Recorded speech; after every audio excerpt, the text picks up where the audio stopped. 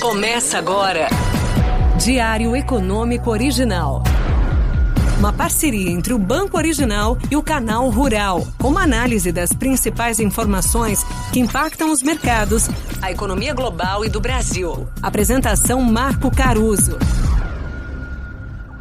Bom dia, hoje é sexta-feira, 24 de março de 2023 e esse é o seu Diário Econômico Original. O comunicado mais duro do nosso Banco Central na quarta não foi bem digerido pelo governo ontem. E aí, nessa soma de juros mais altos e os ruídos renovados em Brasília, os nossos ativos tiveram um dia bem negativo. Também não ajudaram as quedas de commodities importantes aqui pra gente. A exemplo do petróleo e do minério, que cederam 1,5%, e a soja, por exemplo, que caiu outros 2%. Do lado político por aqui, o presidente Lula afirmou na quinta que a história vai julgar a decisão do Copom, palavras dele. Ele disse ainda que não tem explicação nenhuma no mundo para o juro estar em 13,75 ao ano aqui. O presidente ainda relembrou que o Campos Neto não foi eleito pelo povo e também não foi indicado por ele. E aí terminou dizendo que quem tem que cuidar do Campos Neto é o Senado, em alusão àquela lei que estabeleceu a autonomia do Banco Central. Na mesma linha, o deputado federal Lindenberg Farias, do PT também, disse que a ata dessa reunião do Copom, que sai semana que vem, vai ser decisiva na sua visão.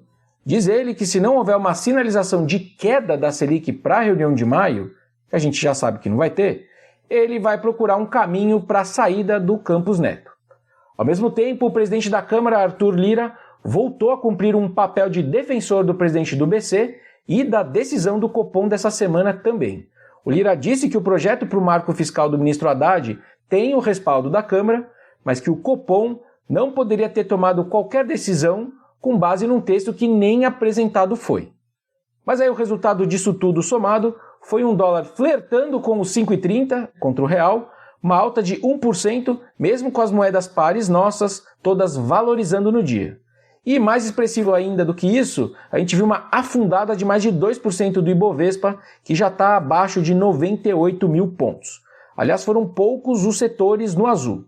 A maior contribuição negativa acabou ficando com o setor financeiro e com as commodities, inclusive pelo peso grande deles. Mas individualmente foram as varejistas que sentiram o risco de juros altos por mais tempo por aqui. A Magalu, por exemplo, afundou 13% no dia. Um ponto interessante também sobre a nossa curva de juros vale ser citado aqui. De um lado, o Copom mais rigoroso e de outro, a gente viu uma fervura contra a sua postura, certo? E aí, então, o que se viu no final do dia, olhando para os DIs, para a curva de pré-fixados, foi o vencimento mais curto para janeiro de 2024, subindo 15 pontos, em linha com o que o Copom trouxe para a gente, mas os vencimentos pós-Roberto Campos, digamos assim, já que o mandato dele termina no final do ano que vem, subindo muito menos. Só que quando a gente olha agora para os juros nos vencimentos mais longos ainda, para além ali de 2030, aí a gente voltou a ver altas de 2 dígitos nos juros que estão ali. A leitura, então, somada é que o Roberto Campos consegue controlar os juros de curto prazo. Depois dele, na saída dele, entra alguém no seu lugar, mas alinhado com o viés do governo, digamos assim, que consegue manter a Selic baixa, mas não de forma consistente no tempo. E aí, lá no longão, os juros é mais alto, de novo. Do lado externo, o grande destaque de ontem foi a secretária do Tesouro dos Estados Unidos, a Janet Yellen, tendo que admitir que o governo federal americano tomaria sim medidas extras para estabilizar o sistema bancário, se for necessário. Lembrando que 24 horas antes, ela tinha dito que não estava considerando maneiras de garantir todos os depósitos bancários do país. Lembrando que só alguns depósitos são protegidos pelo governo, o que na época ali, na quarta, acabou gerando estresse nos mercados. Parece que esse vai e vem do Powell, que acomete ele sempre, também começou a contagiar a Yellen. Nessas horas em que parte da crise é de desconfiança, o cuidado com as palavras devem ser redobradas. Bom, e para terminar, hoje é dia de IPCA 15 referente a março já. A gente projeta uma alta de 0,7% aqui na casa, acima do consenso, por conta ali muito dos riscos de alta vindos daquela reoneração dos impostos que a gente viu sobre os combustíveis. Ao mesmo tempo, a gente viu os preços dos alimentos ainda muito bem comportados.